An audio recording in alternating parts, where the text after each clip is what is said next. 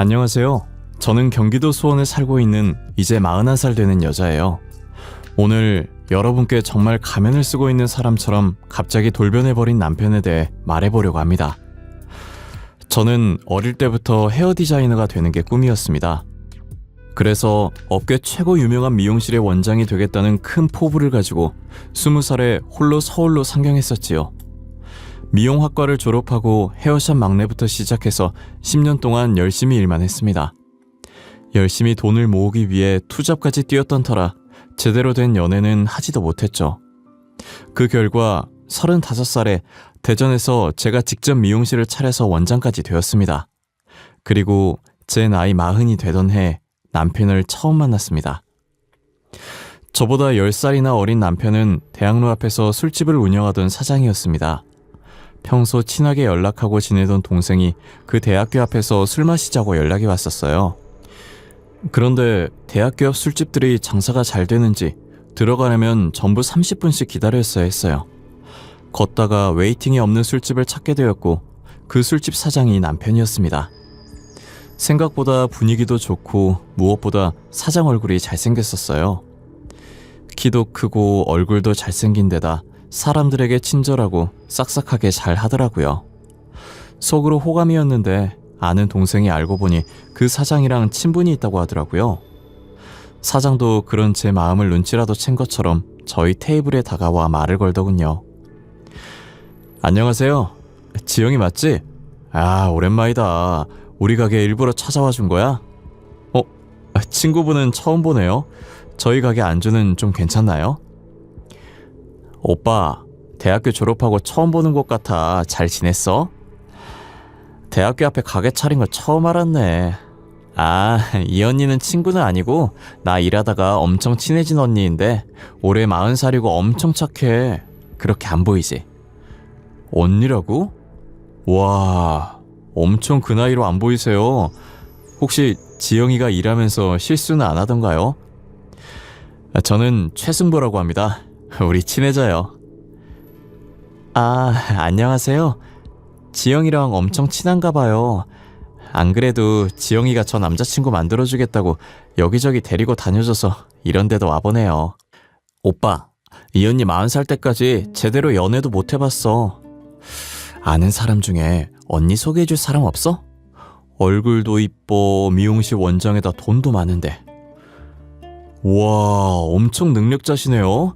그 유명한 헤어샵 원장이라니. 어디에 있어요? 저 거기 가면 직접 머리 손질 해주시나요? 시간 내서 한번 들릴게요. 당연하죠. 우리 지영이 학교 선배인데 제가 직접 해드려야죠. 시간 되실 때 미리 연락해 주시면 무료로 염색도 해드릴게요. 아, 고마워요. 이것도 인연인데 번호 좀 주실래요? 오랜만에 번호 따는 거라 조금 쑥스럽네요.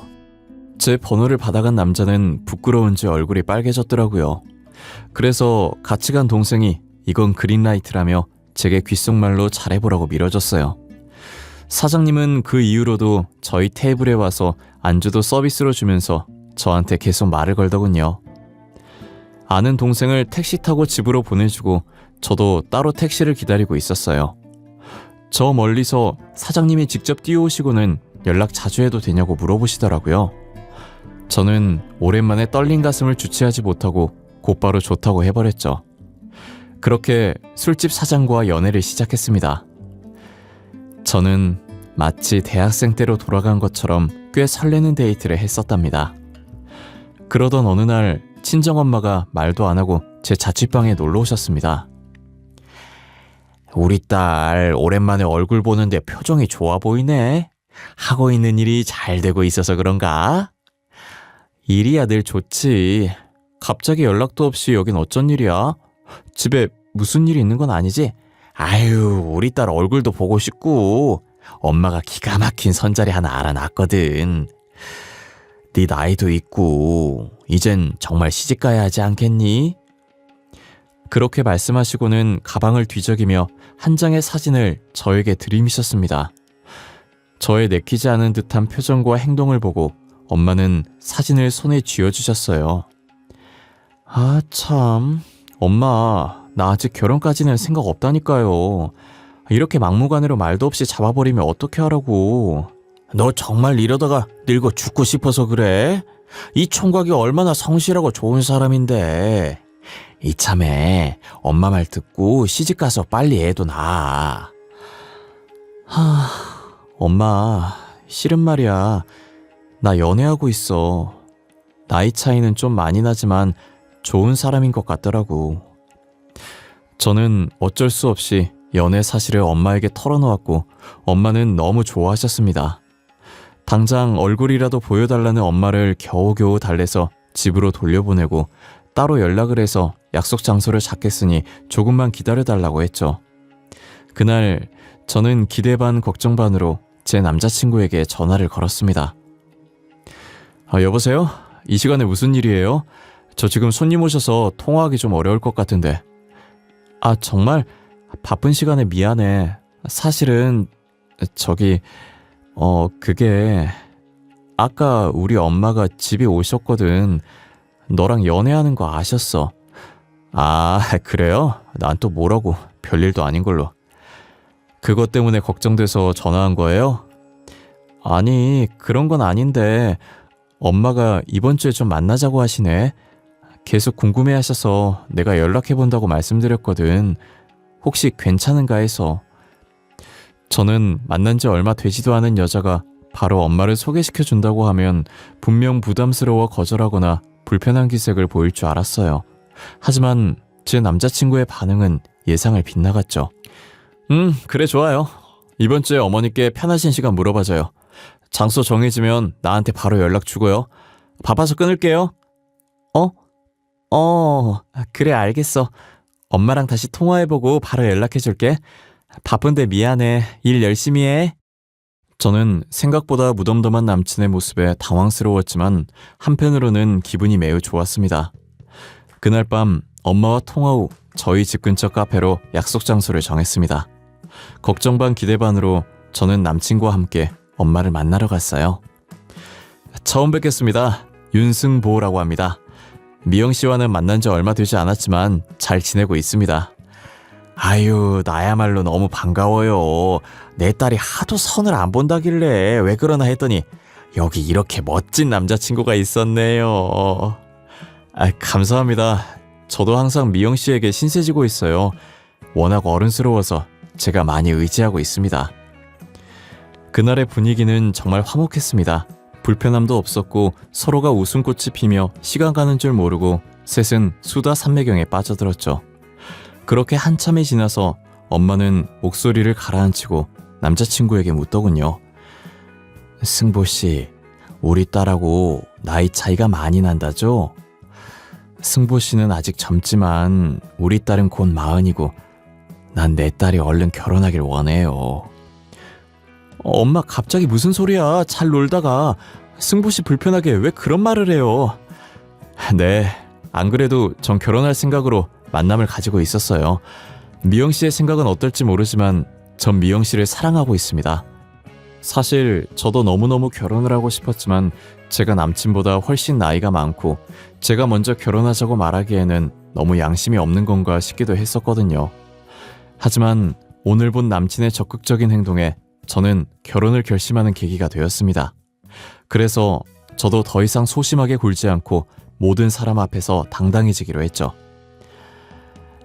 나랑 네 아버지 너무 오래 기다려서 이젠 힘들다.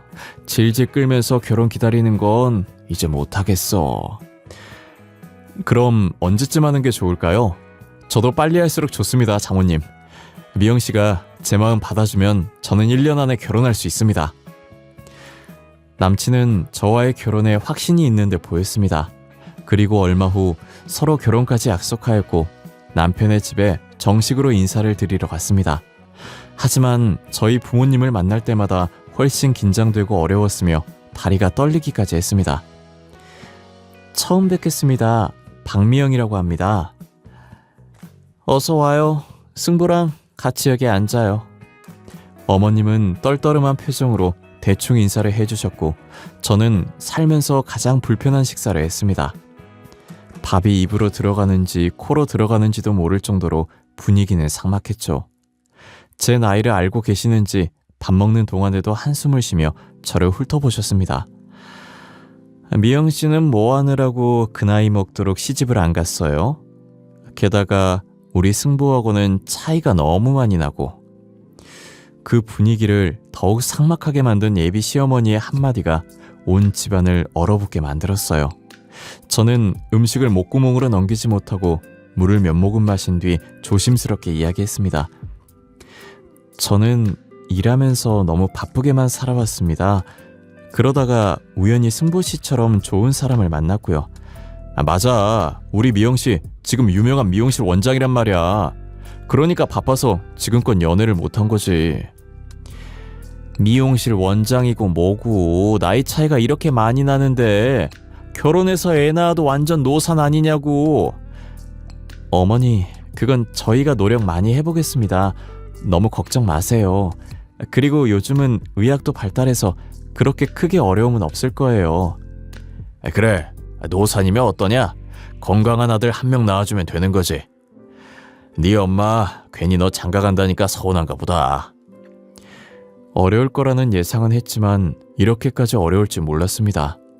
나이가 많아서 분명 탐탁지 않아 하실 거라는 건 알았지만 너무 보수적인 데다 이런 시부모님과 함께 살 수 있을까 싶은 생각도 들더라고요. 저는 결혼에 대한 두려움이 생겨서 남친한테 속으로 내가 먼저 헤어지자고 말해야 하나 고민하고 있었습니다. 아, 진짜 뭐 하시는 거예요? 우리 둘이 서로 잘 살아보겠다잖아. 뭐가 그렇게 문제예요? 나 이제 미영 씨 아니면 아무랑도 결혼 안 하고 혼자 살 거니까 그렇게 알아요. 남친의 큰 목소리에 모두가 깜짝 놀랐고 집안에는 정적만이 흘렀습니다.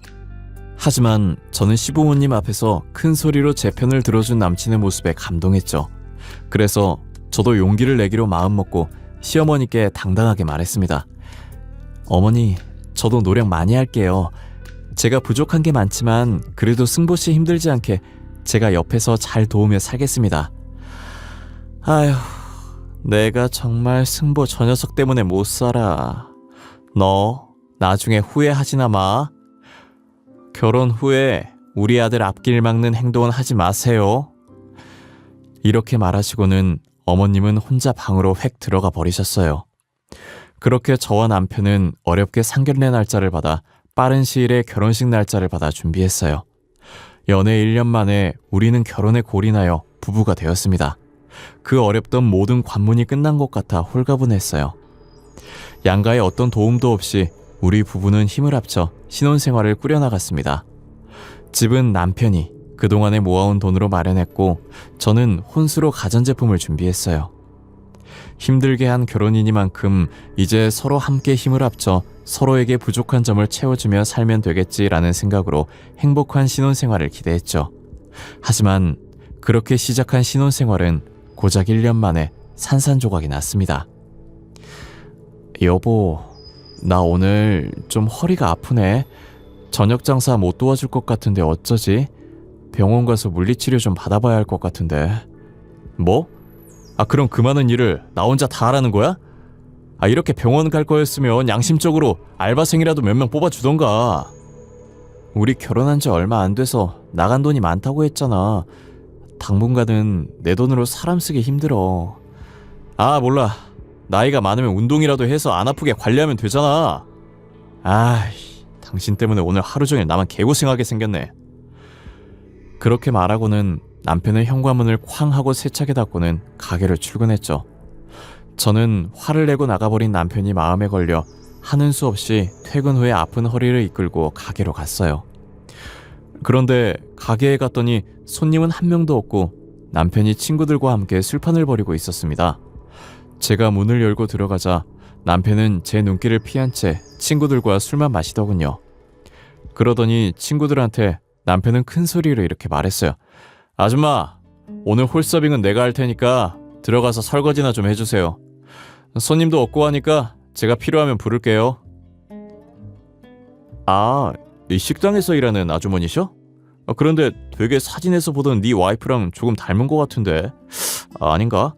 아, 이 자식들이 술에 취해서 사람도 못 알아보네. 야, 저게 누가 봐서 내 와이프냐? 쓸데없는 말 하지 말고 마셔.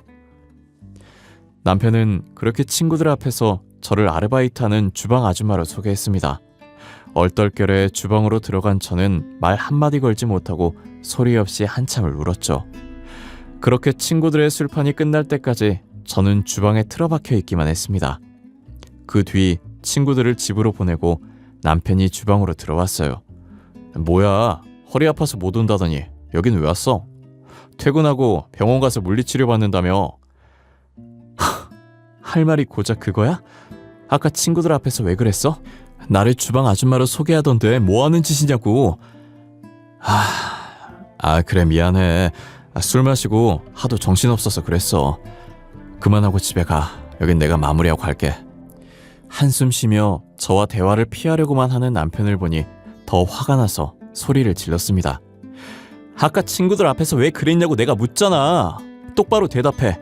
내가 여기서 일하는 주방 아줌마야? 진짜 몰라서 묻는 거야? 네 꼬라지 보니까 친구들한테 쪽팔리니까 그러지.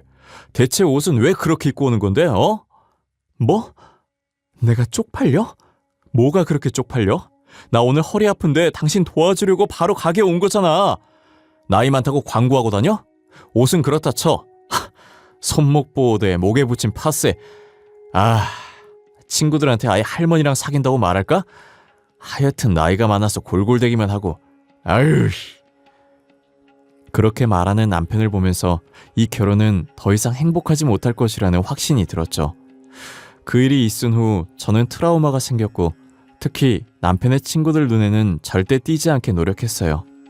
그래서 저희 생활비에서 있는 돈 없는 돈을 긁어 모아 아르바이트생 2명을 구해줬습니다. 그 후로 남편과 저는 더욱 대화가 없어졌고 가게에 대한 소식도 알바생들에게 전해들었습니다. 그러던 어느 날 알바생 중 한 명이 저에게 개인적으로 문자를 한 통 보냈어요. 지금 남편이 다른 젊은 여자와 함께 술집에 들어가는 걸 자기가 직접 봤다고 하더라고요. 저는 그럴 리가 없다며 아마 아는 동생이나 누나일 거라고 얼버무렸습니다. 하지만 바람피는 사실을 알게 된 이후 일이 손에 잡히지 않았습니다. 잘 생각해보면 그동안 남편한테 수상한 점이 한두 가지가 아니었는데 뒤늦게 남편이 바람피고 다닌다는 걸 알게 됐습니다. 자다 말고 이 밤중에 어디가? 12시가 넘었잖아. 요즘 자꾸 새벽에 어딜 나가는 거야?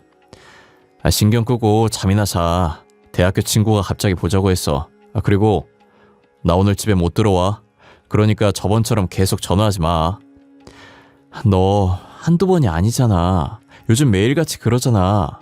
대체 누구를 만나길래 이 시간에 나가서 집에 들어오지도 않는 건데.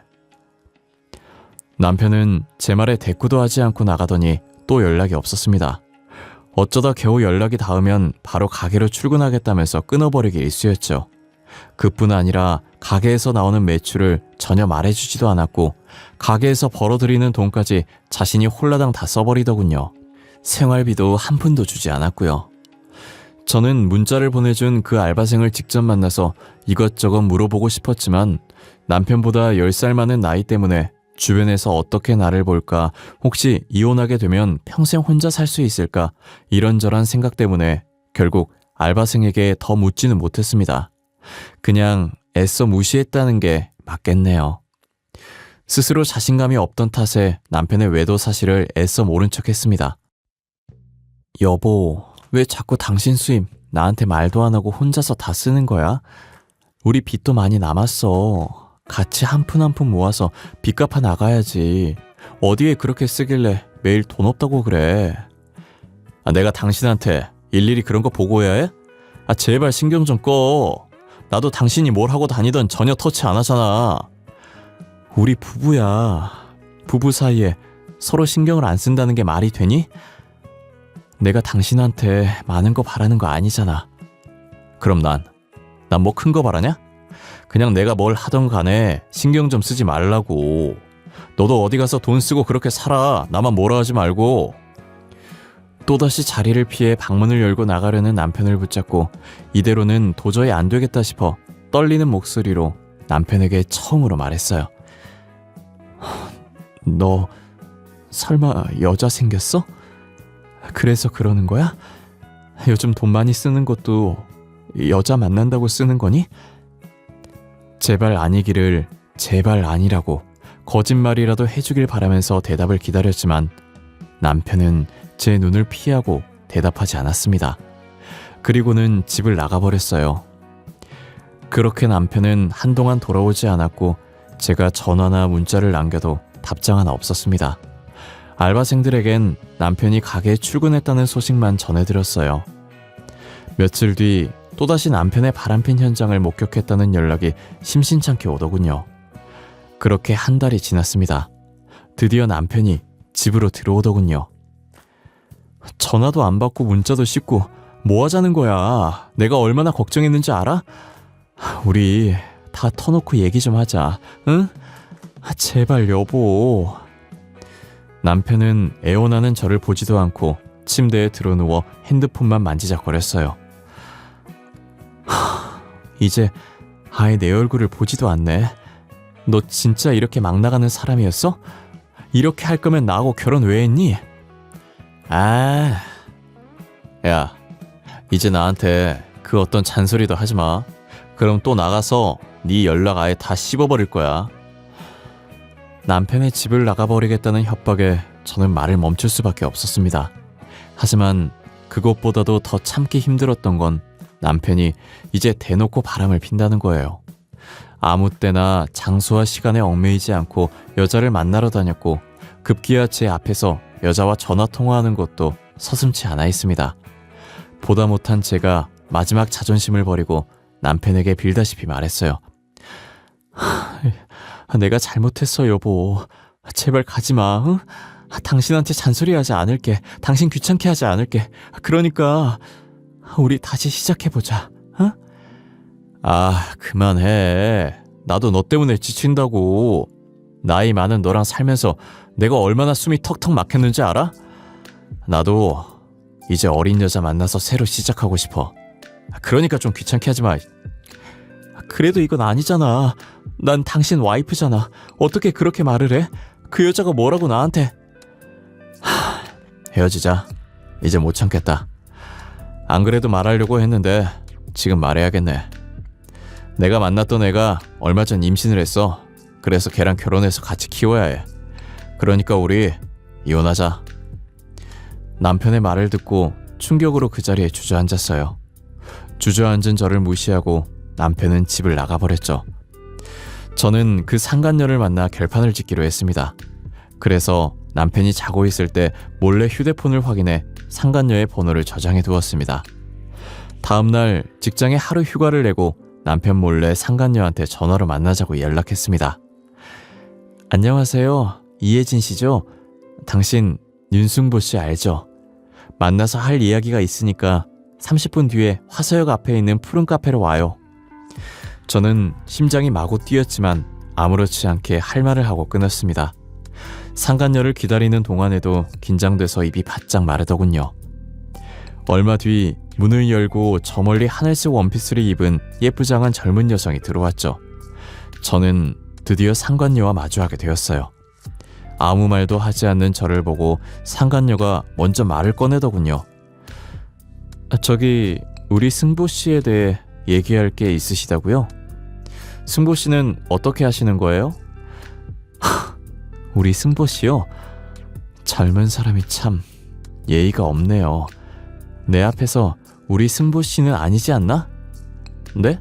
그게 무슨 말씀이신지. 우리 승보 씨를 아세요? 저는 그쪽 처음 보는 것 같은데 갑자기 그러시니까 당황스럽네요. 우리 남편하고 바람나서 임신까지 했다면서요. 뭐 얼마나 대단한 사랑이길래 안에 있는 남편의 아이까지 임신해요? 네? 뭔가 다른 분이랑 착각하시는 것 같은데 승보 씨 미혼이고 저랑 결혼하기로 그저께 약속까지 했어요. 저는 상간녀의 천진난만한 눈을 보고 도저히 참을 수가 없었어요.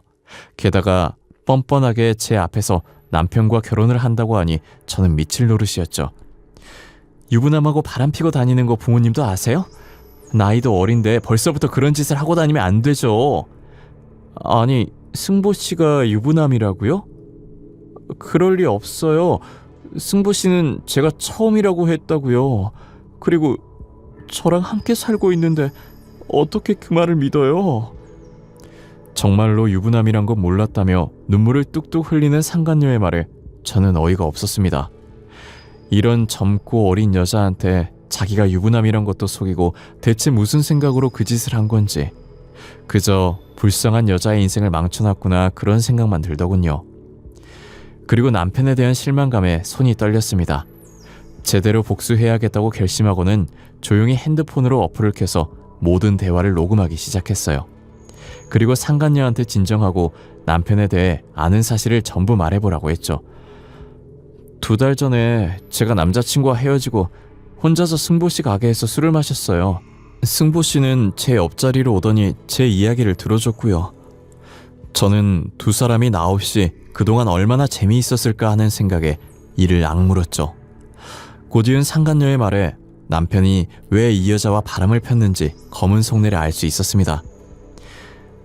알고 보니 승보씨가 그 술집 사장이더라고요. 그 건물은 저희 아빠가 월세를 받고 있는데 1층에 세놓고 있다던 사장이 누군지 그때 처음 알았어요. 승보씨는 이것도 우연이라며 제게 번호를 달라고 했어요.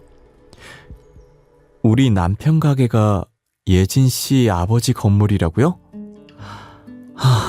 이봐요, 예진씨. 그러면서 뭐 이상한 낌새 못 느꼈어요? 전혀 못 느꼈어요. 우리 아빠랑 친분이 있다고 하니까 마음이 확 풀리더라고요. 말도 잘 통하고 자상해서 전남친보다 더 끌렸어요. 그리고 얼마 지나지 않아 실수로 아이가 생겨버렸고, 그래도 승보씨는 자기가 책임을 져야 맞는 거라며 저보고 결혼하자고 그랬어요. 저는 정말 유부남인 거 몰랐어요. 정말이에요. 남편은 겨우 상간녀의 아빠가 건물주인 거 알고 아내를 버리고서 불륜을 저지른 것이었죠. 상간녀와 결혼까지 하기 위해 철저하게 계획대로 움직인 겁니다. 저는 모든 사실을 알게 되자 배신감과 수치심이 몰려왔습니다. 상간녀는 한참을 울며 이 상황을 받아들이지 못하는 듯 보였고, 충격에 빠져 일어나지 못하는 상간녀를 뒤로하고 저는 카페를 나왔어요. 그리고 바로 근처 부동산 가서 남편 가게 건물주에 대해 물어봤죠. 그러니 공인중개사가 그분이 근처에 엄청난 땅 부자라면서 이 대학로에 원룸 빌라 서너 채는 가지고 있다고 떠들어대더군요. 그래서 혹시 그 원룸 빌라 이름 아냐고 물어보고 검색한 다음 그 빌라에 걸어갔습니다. 도착하니 빌라 입구에 주인 직거래와 상간녀 아빠의 폰번호가 적혀있더군요. 전화해서 딸이 지금 어떤 상황에 처해 있는지 알고 있냐고 물었습니다. 그러니 갑자기 딸에 대해 왜 묻냐고 화를 내길래 전부 사실대로 말했어요. 당신 딸이 지금 내 남편과 바람을 폈고 그 사람의 아이까지 임신한 상태라고요. 처음엔 믿지 않고 화를 내며 오히려 저한테 악담을 쏟아냈습니다. 그러더니 직접 만나고 얘기하자고 저를 자신이 운영하는 대형 카페로 오라고 했습니다. 대형 카페에 들어가니 알바생이 사장님 좀 있으면 내려온다고 하더군요. 5분 정도 기다리니 키 크신 50대 아저씨가 저를 노려보면서 내려왔습니다. 당당하게 사실대로 전부 말했고 방금 녹음한 것까지 들려드렸습니다. 이제서야 현실을 자각하셨는지 제가 앞에 있는데 딸한테 급하게 전화를 하시더라고요. 야, 이예진, 너 지금 어디야? 너 지금 내가 들은 사실이 진짜야? 너 지금 유부남의 아이를 임신한 게 진짜냐고? 아빠가 너 그렇게 키웠어? 아빠 진정하고, 나 정말 그 남자가 유부남인 거 몰랐어. 정말이야. 그 사람이 나한테 작정하고 사기를 친 거라고. 양다리 걸친 것도 난 몰랐어.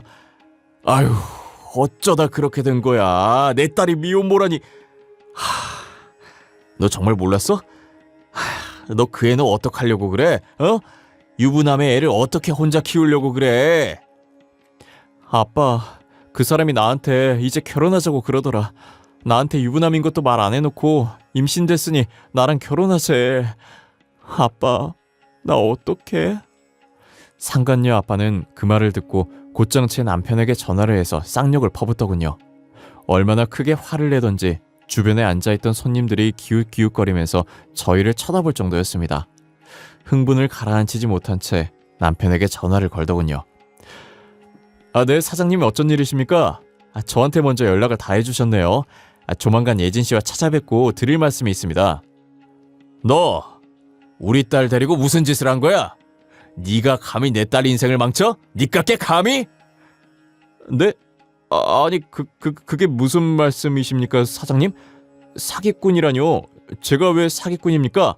긴 말 필요 없고 당신 같은 사기꾼한테 내 딸 시집 안 보낼 거야. 어? 내 딸이 미혼모로 살게 되더라도 절대 안 보낼 테니까 그렇게 알아. 그리고 계약은 끝났으니 그만 내 건물에서 당장 나가. 상간녀의 아버지는 그렇게 일방적으로 통보를 했고 남편은 하루아침에 가게를 나가게 되었습니다. 그 후 다른 가게를 오픈하려고 노력했지만 상간녀 아빠가 입김이 워낙 세서 다른 건물주들도 전화를 피하고 있었죠. 대학로 근처에서 자리 하나 못 구한 남편은 살려달라고 건물주한테 매일같이 연락했어요. 하지만 상간녀도 그렇고 상간녀 아빠도 남편을 아예 만나주지 않았죠. 모든 걸 다 잃었구나 생각이 들었는지 며칠 뒤 남편은 집에 들어와서 무릎 꿇고 빌더라고요. 여보, 그동안 내가 너무 잘못했어. 어? 잠시 미쳤었나 봐. 장사 안 되니까 너무 힘들어서 눈이 돌아갔나 봐. 한 번만 봐주면 안 될까? 이제 와서 왜 그러는 거야? 그렇게 당당할 때는 언제고? 네가 그렇게 원하던 이혼서를 작성해놨으니까 내일까지 지장 찍어놔. 여보, 우리 다시 시작하자. 어? 내가 정말 잘할게. 2번 다시 바람도 안 피우고 당신만 바라볼게. 나 진짜 정신 차렸어. 정말이야. 너 진짜 웃긴다. 늦어도 한참 늦었어. 구질구질하게 굴지 말고 얼른 도장 찍어. 그리고 네 부모님한테는 네가 직접 말해. 저는 남편 얼굴에 이혼 서류를 던지고 친정으로 갔습니다. 엄마는 모든 상황을 듣고는 급하게 결혼시킨 자기 잘못이라며 제 손을 잡고 우셨어요. 아버지도 눈물을 흘리시며 제 손을 잡아주셨습니다. 그렇게 저희 가족은 한참을 울었어요. 엄마가 이혼할 때까지 남편이 있는 그 집에는 가지도 말라고 하셨어요. 따로 집을 구하기 전까지 당분간 친정에서 출퇴근을 하며 다시 일상을 되찾으려 노력했습니다. 미용실 직원들과도 더 힘차게 지내려 노력했고 직원들한테도 굳이 이혼 사실에 대해 숨기지 않았습니다. 그러던 어느 날 미용실에 예기치 못한 사람이 찾아왔어요. 아이고, 미영아, 미영아, 나랑 이야기 좀 하자. 아들이 말한 게 전부 사실이냐? 내가 듣고도 믿기지가 않아서 너한테 찾아온 거야. 그러더니 하는 말은 이혼은 절대 안 된다고 하시는 거예요. 손님들도 여러 명 계신 상태였고 보는 눈도 많으니 얼른 나가라고 말씀드렸습니다. 이미 이 사실을 알고 있는 몇몇 직원들도 어머니한테 돌아가라고 부추겼지만 꿈쩍도 안 하고 우시더라고요. 상황은 심각해져 손님들도 관심을 가지시니 어머니한테 점점 화가 났습니다. 어머니, 정말 왜 이러세요? 아들한테 설명 제대로 못 들으셨어요? 다 그 사람 자초한 일이라고요. 어머니가 이러셔도 바뀔 거 하나 없어요. 아유, 들었어. 그래도 부부가 이런 거 눈 감아주고 사는 거지. 막말로 네가 나이만 그렇게 안 많았어도 아들이 그렇게 한눈 안 폈을 거 아니야. 뭐라고요? 지금 무슨 말 하시는 거예요? 남편 바람핀 게 저 때문이라고요? 제가 몇 번을 참아줬는지 아세요? 우길 걸 우기셔야죠. 아유, 내가 이렇게 필요도 안 되겠니? 내가 우리 승부를 너무 아낀 나머지 아유, 애가 잠시 미쳤었나 봐. 승부도 지금 반성 많이 했어.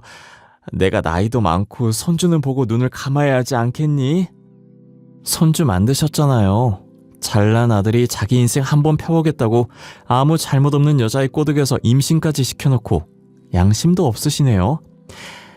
우리 아들이 그러는데 그 아이 유산했대. 이제 너 발목 잡힐 일 없을 거야. 그러니까 제발 눈 딱 감고 한 번만 봐줄 수는 없겠니? 아직 어렸던 상간녀는 남편이 유부남이란 사실에 충격을 크게 먹었던지 자연유산을 했다고 하더라고요. 하지만 그게 저랑 무슨 상관이겠어요? 저는 계속된 시어머니의 난동에 결국 경찰을 불렀고 시어머니는 영업방해로 기가조치 되셨어요. 그 후로 직장에는 찾아오지 않으셨지만 전화와 문자로 여전히 저를 괴롭히셨습니다. 무시하는 것이 최선이라고 생각한 저는 전화와 문자에 일절 답하지 않았어요. 한두 달쯤 지나고서 시어머니의 전화도 남편의 전화도 잠잠해지더군요. 그런데 예전에 일했던 알바생이 전화가 왔길래 받았다가 충격적인 말을 들었습니다. 전 시어머니께서 돌아가셨다는 소식을요. 안녕하세요. 다름이 아니라 사장님이 저한테 어머님 부고 문자를 보내셨더라고요. 저 때문에 그렇게 두 분 헤어지신 것 같아서 저도 마음이 불편하지 않네요. 심근경색으로 급하게 돌아가셨다던데 혹시 모르실 것 같아서 연락드렸어요. 갑자기 왜? 얼마 전만 해도 팔팔하셨는데. 알겠어요. 나도 시간 되면 잠깐 뵙고 와야겠네.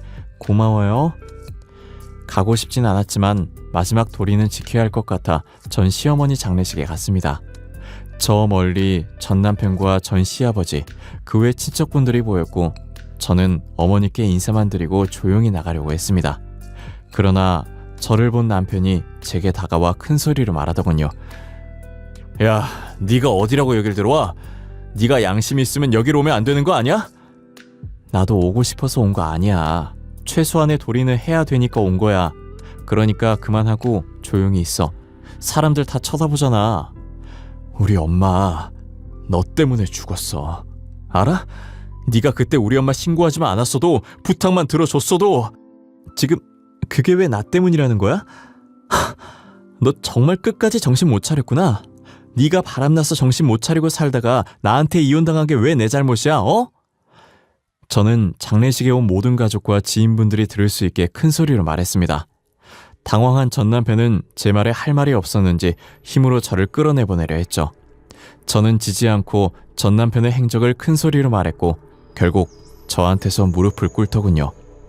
미안하다고 사과하며 제발 그만해달라는 남편을 보니 내가 왜 이런 사람이 좋다고 결혼까지 했는지 정말 후회가 물밀듯이 찾아왔습니다.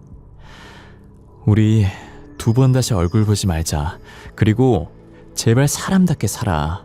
죄 없는 남의 인생 또 망치지 말고. 이 쓰레기야. 저는 이 말을 끝으로 전 남편과 완전히 연을 끊었습니다. 이혼 소송으로 인해 남편은 위자료와 피해보상금까지 저에게 뱉어내게 되었죠. 가끔 전 남편에 대한 소식을 우연히 들을 때면 어머니가 돌아가시고 나서 폐인이 되어 생활하고 있다더군요. 그 말을 듣고 전 남편이 저지른 죄를 돌아가신 전 시어머니가 받은 것 같아 마냥 속이 시원하진 않더라고요. 저는 늦게나마 시집 한번 가보려 했다가 너무 큰 충격을 받아서 평생 독신으로 살기로 마음먹었습니다. 연애를 몇 번 해도 이 남자가 나 몰래 또 바람을 필 수도 있겠다는 생각에 정상적인 연애가 안 되더라고요. 고작 몇 달 연애하다가 헤어지고를 반복하니 이번 생에 저에게 결혼 운은 없다는 생각이 드네요. 여러분 중에도 나이가 많아서 급하게 결혼을 하시려는 분이 계신다면 정말 말리고 싶어요. 아무리 주변에서 바람을 넣고 부담을 주더라도 자기 인생 대신 살아줄 수 없는 분들이잖아요. 나이가 많아서 확신 없이 급하게 하다 보면 이렇게 실패할 수 있구나를 크게 깨달았답니다. 결혼 전에 반드시 시간을 가지고 신중하게 생각하시면 좋을 것 같아요. 결국 내가 살 인생이고 누가 책임져 줄 수는 없는 일이니까요. 지금까지 제 긴 사연 읽어주셔서 너무 감사드립니다.